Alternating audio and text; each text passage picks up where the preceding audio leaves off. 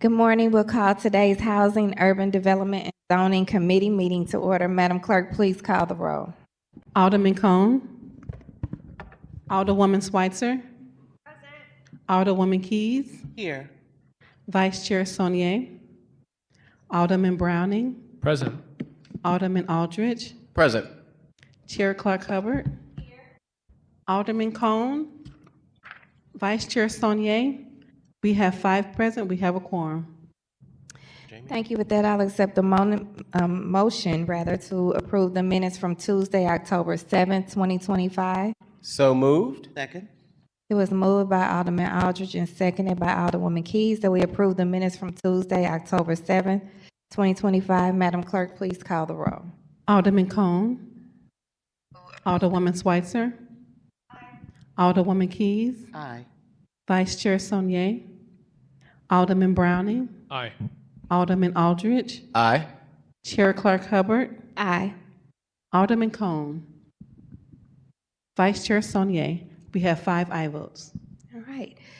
That we successfully approved the minutes. We will now move forward in the agenda to recognize Alderman Aldridge and Board Bill 82.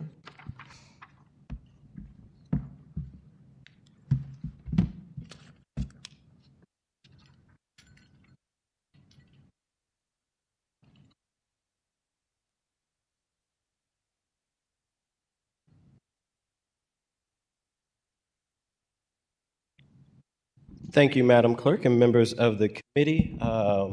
Today I present to you Board Bill 82, which is an agreement between the Comptroller's Office and the individuals at the old Post Building to buy the Innico Plaza.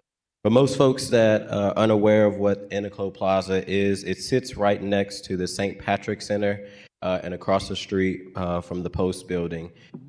Currently, right now, it is fenced up. At once upon a time, we had seen a lot of our unhoused community kind of using this area to sleep there when they didn't have anywhere to go. The city fenced it off. It's a nice square, but it's really not being utilized. And I know Mr. John Berglund will be coming up here shortly to talk about it, but this has been an ongoing conversation for several years to be able to purchase this area that has not been utilized to actually revitalize it and to bring some actual use to it. Currently, Mr. Berglund, I believe, have a quarter of the plaza. It's very weird the way that the parcels are, and then the rest of it is the city. So this is, like I say, an agreement between him and the Comptroller's Office for him to be able to buy it. The Comptroller Office is here. They're in full support of the legislation to be able to buy this land, and I'm going to pass it over to Mr. Berglund. And then after that, Mr. Berglund will pass it over to Mr. Sweeney. Good morning. Can you raise your right hand? Swear to tell the whole truth and nothing but the truth? I do. Thank you. Please proceed. My name is John Berglund. I represent the ownership group for the former Post-Dispatch building, which Alderman Aldridge mentioned. We purchased the building in 2018 and have about $75 million in that building, and that's where Square has their Midwest presence. Back in 2020, when COVID hit, what Alderman Aldridge referred to, we did have a large number of tents and encampments that went in there that did end up resulting in a fatality, regrettably. And so we have had an interest in the plaza going back some years, both a little bit of a defensive move because of the homeless population issue, as well as wanting to improve the property. In 2020, we purchased a 70-foot by 30-foot section of the plaza from Northside, which had purchased it from LRA. And we've been interested in purchasing the rest of the plaza so that we can improve it. The current plan is to use it for parking, which I know doesn't sound that glamorous, but the most common issue we get when we try to get tenants is, where do I park? And people in St. Louis like to park right next to where they're going to work. And so we would comply with all the zoning ordinances for parking in terms of lighting and fencing and all those things. And I think it'll be a very nice asset for the area as opposed to being an eyesore. And so We've been in conversation really with the city for about 5 years, and we're very excited about the opportunity to purchase the plaza. One of the issues that's come up is the potential that it has been a park property, and I'm going to hand that over to David Sweeney, or I can take any questions if there are any. Okay.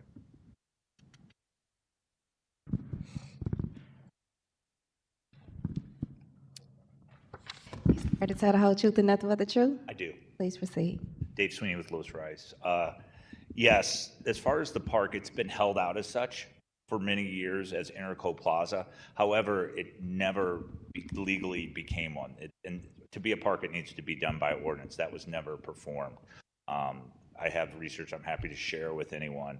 But going further, to reiterate what John said, is not only was it held out there, but the city actually at one point owned some under LRA, which Northside Regeneration purchased, and subsequently John purchased. So there's already a parcel that is privately owned. We're simply seeking to do the entire parcel. We worked with the comptroller's office to get an appraisal, to get a fair market value for the city. And so that's what stands before you, is that piece. And something else John didn't talk about, but I know he's been in communication with the St. Patrick Center, SLPS, so they're very aware of this project as well. All right.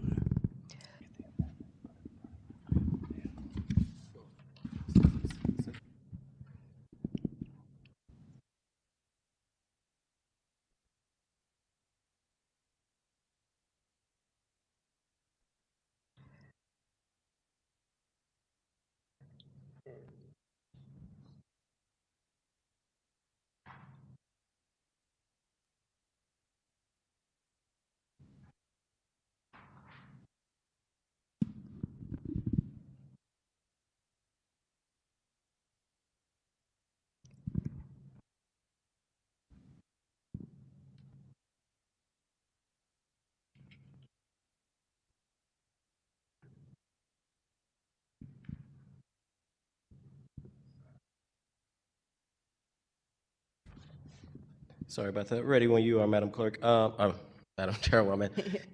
So in the drive, so the original board bill that was added, there's a new one in the drive that we will need to adopt as an amendment. What we end up doing is we attach the exhibit of the purchasing agreement, as well as in section 1 where it says the Board of Aldermen. Basically in the section 1 on page 1 of 2. It adds language for section 1 and 2 where it talks about the exhibit being part of the actual board bill.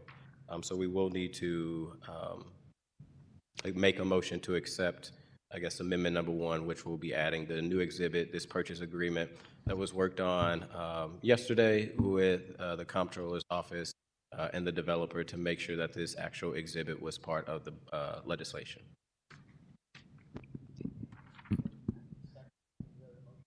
If somebody would like to. Now, Forest Park and Barnes Jewish, there was a piece of property that was sold, and there was a voter petition that to change the charter that would require any parks to sell, like if this were one, it would have to go to a vote of the whole city. And so that requires, I can't remember if it says in the charter that it has to already be a park by ordinance or if it's parked land in the charter, because that would be a different, I mean, I'm not trying to throw a wrench necessarily, but just avoiding litigation, I guess, in the future for the city. No, I think it's very clear. I don't have the charter in front of me. I can pull it up. You check your pocket. No, I have the rules. Actually, I really saw but you I check don't your have the charter. pocket just I then. actually have the charter in my bag, Yeah, actually. we all have our cell phones, But I I guess. will check on that, but we feel comfortable that the city has Okay. full authority. Okay, I appreciate that. Thank you. And I'm not super familiar with this parcel of land right now. Is it currently paved? No, so also, Is so that, this is the picture here? yep, that's the picture there. It's not paved, so I'll be honest, it's not the best looking Interco, or not the best looking plaza. There's some hard space, there's not, there is some green space, but since it hasn't been maintenance, there's not a lot of green space. Actually, right behind As Mr. Berglund said, he had spoke with St. Patrick Center and the public schools. Right behind this Interco is the public schools headquarters, and to the left of it is actual green space where people can sit. So it's concrete and it's grass that isn't grown, and it hasn't been beautified in a very long time. Is there any desire by the purchaser to add more green space or in terms of, planting more trees or anything to kind of offset the new pavement of this? Yeah, I'll have him come up, but I will say again, even though because right now it's fenced off, I doubt there's probably any trees that are healthy or any grass. Right behind this plaza and right behind the post building is various green space, trees, areas where people can sit down. So, I don't look at this as a lack of green space, because there is some where you can walk right across the street. But this area that is sitting next to St. Patrick Center, I really wouldn't even call it green space if you go down there and you look at it, because it just haven't been maintenance, no trees or anything like that. But I'll have Mr. Berglund come up. I think, like he said, his intentions is to put a parking lot, because there's not much parking for the people in the building to be able to go there. But if he would like to answer, I'll let him answer as well. I get it. I'm always just a little disappointed to see something that is a park or green space turn into a lot. If you go down there now, there's nothing green. Probably dead green stuff. Yeah, I mean more with like stormwater issues and different concerns, I think people have about just generally concreting over every inch of permeable surface that we have is not my favorite thing. But I do understand the need for parking and the, availability of land that's there. So I just wanted to know if you're doing anything to offset the storm. Yeah, absolutely. I mean, we want to make this an inviting parking lot. We're going to charge more because of proximity, and people want to see the trees. They want to see it softened. There's some mature trees along Tucker currently. We would keep those. And again, we would comply with stormwater runoff as well as what the ordinance would do, but we could plant some additional trees in there to soften things up a bit. Sure. And I know, in the city of St. Louis, we don't have requirements for that offsetting that other municipalities do. I've been doing some research about this recently. The other municipalities have, if you pave over a certain amount of green space, you've got to replace it with a certain amount of green space or trees or whatever. So I appreciate anything that you can do just out of the goodness of being a good developer downtown, because we just have a lot of, it's a really hot area, a lot of urban heat issues downtown, and anything that we can do to fight back against that is appreciated. So thank you. Absolutely. Thank you for your time. Further questions?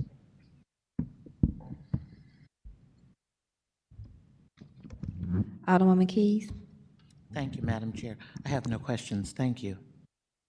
Alderman Brownie. Thank you. I have similar concerns about eliminating permeable space. One thing I'll point out is that MSD, I believe, has started taxing people on non-permeable surfaces, and so there would actually be benefit to the developer in this case to create a permeable parking lot, and just using it as an example, Foundation for Health has done an excellent job of creating a parking lot that has permeable surfaces, places for the rainwater to drain, and it helps out, and it helps make it less of an impact on the surrounding area. I guess my question is, when I'm looking at the area, I can count over 10 service parking lots in this area. I understand the need for parking, but my question is there not an option to use the numerous surface lots around the building currently?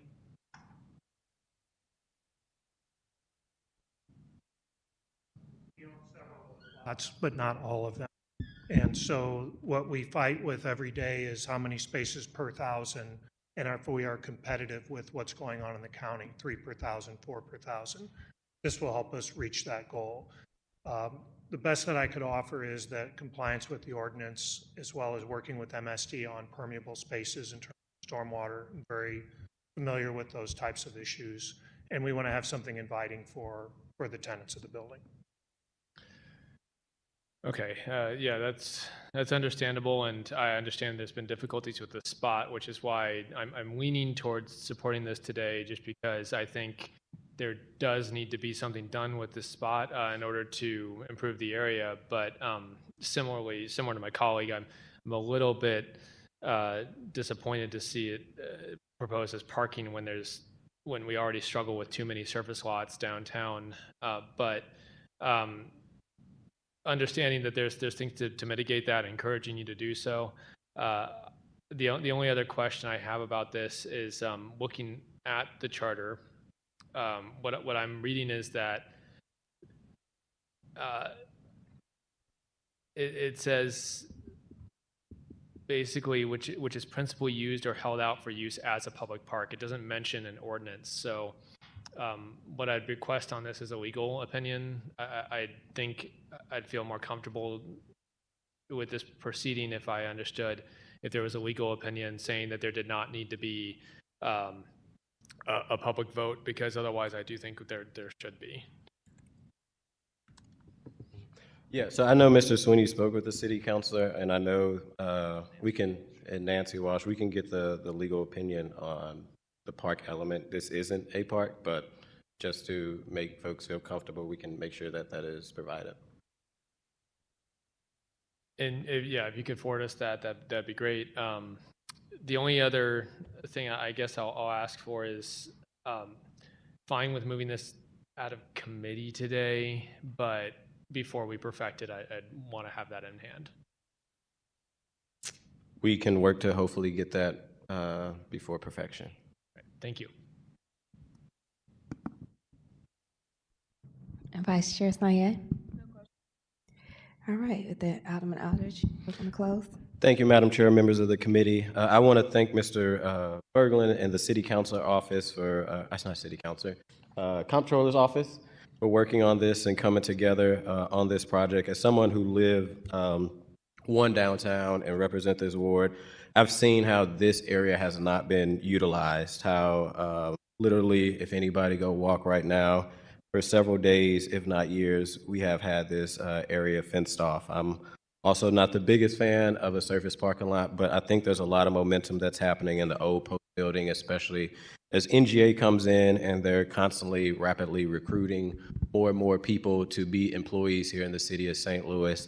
They're going to absolutely need space. I appreciate Mr. Berglund for acknowledging that he will follow the ordinance of surface parking lots that I worked with the actual residents who stay downtown to ensure that we have security measures on these surface parking lots, such as lighting, such as fencing, such as security to make sure that people who are either parking on these lots if they're going to a game, but mainly people that work in these, that work close by that will be using these lots also feel secure when they come downtown, as well as thank Mr. Sweeney for pulling together the sale agreement with the Comptroller Office in a very quick time. This happened, and look forward to the future development of this area. And with that, I would ask for a do pass recommendation on Board Bill 82.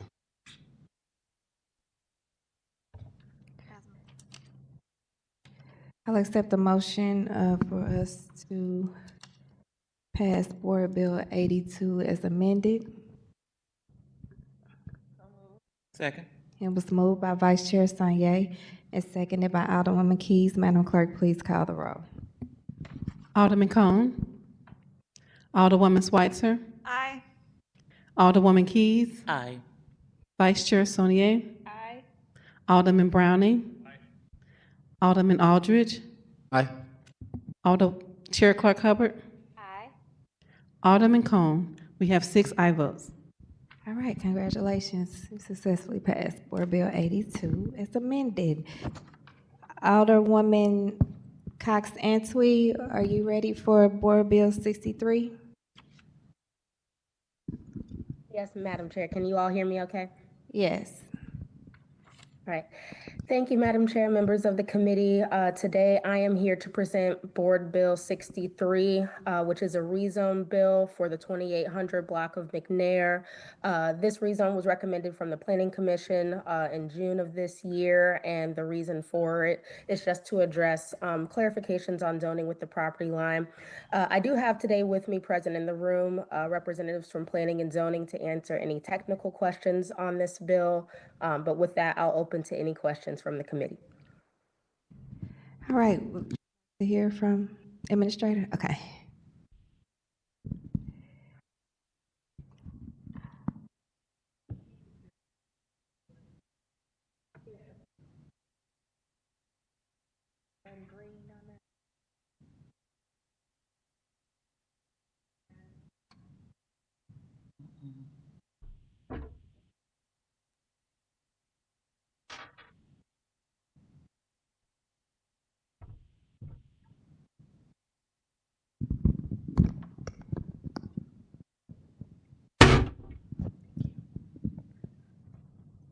Thank you, Madam Chairman, members of the committee.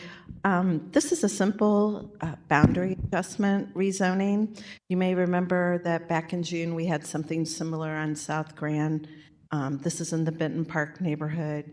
Both property owners brought this to the planning and zoning staff proactively, and it concerns about a 40 by 10-foot strip of land that has always been used as a walkway to access this resident, and the resident had always been under the impression it was on his land. The property next door was a church. The church closed, someone else bought it, and it was during that change of ownership that they discovered that the boundary was not correct. So they want to move the boundary about 40 feet, I guess that would be south, so that that walkway will always be available to that residential unit. So if the current owner would sell it, there would be access. Both the property owners are, like I said, amicable to this, and it was recommended by the Planning Commission. Perfect. With that, I'll open it up for questions. Alderwoman Schweitzer. Thank you so much. I always find these bills to be really interesting and kind of funny. You know, it's something that's used forever, and then you realize that something needs to change. So I appreciate all the different steps that go into something that seems simple. I know how much work background, so thank you for doing it, and I'm happy to support this today. Thank you. Alderwoman Keys. No questions, thank you. Alderwoman Brownie. Thank you. I have no questions. Echo my colleagues' comments from the first. Understand that work goes into this, and happy to support today. Thank you. Vice Chair Sanye. All right. Alderman Aldridge stepped out, so be good. Excuse me, Chair Clark Hubbard. Alderman Oldenburg's online as well. Okay, I was going to see if there were any speakers for the bill as well. Okay. Alderman Oldenburg, would you like to speak? No, I'm just listening and watching. Thank you all. Great. Okay, with that, Alderwoman Cox-Answe, you are welcome to close. Thank you, Madam Chair. That will be all of my comments, and I hope this committee can consider this bill with a due pass recommendation. All right, with that, I'll accept a motion for Board Bill 63. Second. Moved by Vice Chair Sanye and seconded by Alderman Browning. Madam Clerk, please call the roll. Alderman Cone. Alderwoman Schweitzer. Aye. Alderwoman Keys. Aye. Vice Chair Sonier. Aye. Alderman Browning. Aye. Alderman Aldridge. Chair Clark Hubbard. Aye. Alderman Cone. Alderman Aldridge. We have 5 aye votes. All right, congratulations. Alderwoman Cox-Answe successfully passed Board Bill 63. With that, I'll pass it over to Vice Chair Sanye.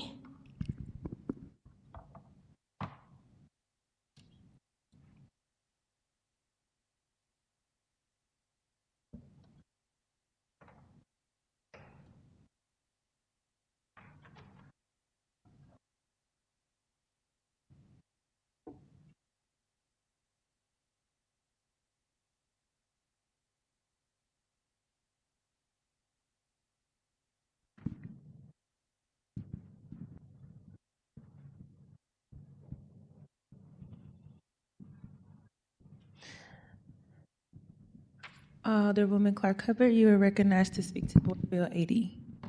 Thank you, Vice Chair Sanye. Madam Clerk, can you read the summary for Board Bill 80? Board Bill number 80, introduced by Alderwoman Shameen Clark Hubbard, an ordinance to repeal ordinance number 69056 concerning the city's participation in the Property Assessment Clean Energy Act and enacting a new ordinance regarding the same to enable the city to join the Missouri Clean Energy District in order to provide an additional authorized entity through which owners of property within the city may obtain financing for energy efficiency or renewable energy improvements to their property pursuant to Missouri's Property Assessment Clean Energy Act, and stating that the steps to be taken by the city in connection therewith and the activities such districts may conduct in the cities as a member of such district. Thank you. The summary did a good job, but I do have a few notes I want to share with you all today. This, again, just simply authorizes the City of St. Louis to join the Missouri Clean Energy District, MCED, which is a statewide public authority that already serves more than 300 Missouri communities. So that we're clear on what it does and doesn't do. It does not spend a single taxpayer dollar. It does not replace or remove any existing city program. What it does do is expand access, allowing property owners, commercial developers, and lenders in our city to choose from more than one authorized program when pursuing clean energy improvements to their buildings. So this is about fairness, it's about choice, it's about access to capital. In every other major CPACE market in the country, from Chicago to Denver to Austin, operate with multiple administrators, and they found that the competition produces faster service, lower costs, better results ultimately for property owners, and that there shouldn't be any reason why we as a city should be any exception. So the Missouri Clean Energy District is a nonpartisan public entity governed by local officials, not Jefferson City or private interests. It's an affiliate of the Missouri Green Bank, already partners with our city, and already partners with our city Office of Sustainability, which we've been very familiar with our new plan that was just adopted here in the city of St. Louis at the Planning Commission. They partner on federal clean grant energy programs, and this will simply build on that cooperation.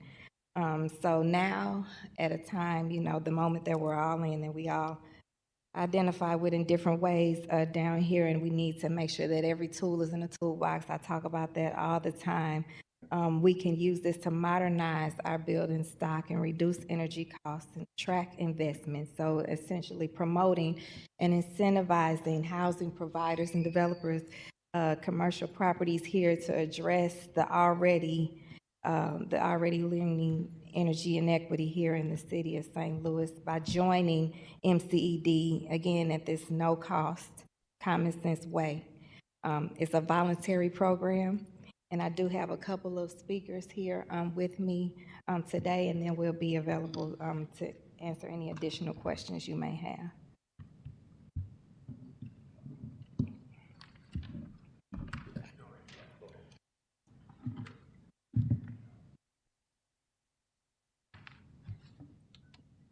Okay, and with that, we can go through the committee order of seniority. Oh, I'm sorry. Go ahead. I'm going to put your hand up. And do you promise that what you're about to say is the whole truth and nothing but the truth? I do. I will. Thank you. You may proceed. Good morning. My name is Marty McCabe. I'm the Vice President of Relationship Development for the Bank of Springfield, down here, BOS Bank. BOS operates 3 branches in Missouri, in the St. Louis area, Kansas City, and O'Fallon, Missouri. And we have successfully financed numerous CPACE projects throughout Missouri, through Missouri Clean Energy District across the state. Our experience with MCED has been consistently positive. Their process is predictable, professional, and timely. They provide the expert guidance needed for this nuanced component of a project's capital stack. CPACE financing offers borrowers long-term, fixed-rate funding aligned with the life of the project's energy improvements. The structure ensures predictable interest expense and strengthens overall project economics. Within the city, however, this current CPACE program structure leaves little room for lender discretion or borrower choice, which creates friction and ultimately discourages participation. Having multiple qualified administrators doesn't dilute standards. It makes the market stronger and more reliable. In short, we encourage the board to allow competition among qualified CPACE administrators. Doing so will make St. Louis more attractive for developers, lenders, and investors alike, accelerating growth and sustainable development within the city. Thank you for your time. Thank you. Are there any other speakers?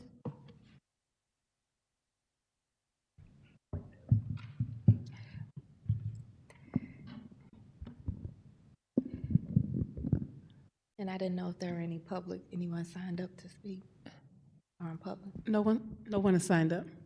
Thank you. We can go through the committee in order of seniority. So we will start with Alderwoman Schweitzer. Thank you, Madam Vice Chair. Thank you for this. It sounds like it's authorizing a new pathway and not taking anything away from people who can already, use programs in the city and in general.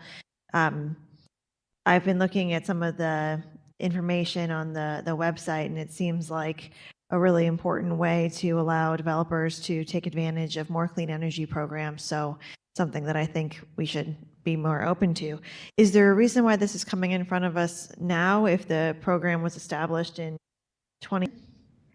Right now, there's a structure that doesn't allow for this access and this expanded access to this programming in the city of St. Louis. So this is our way of enabling, like opening this door even wider for city developers, which we all know ultimately pass down the cost savings to our residents.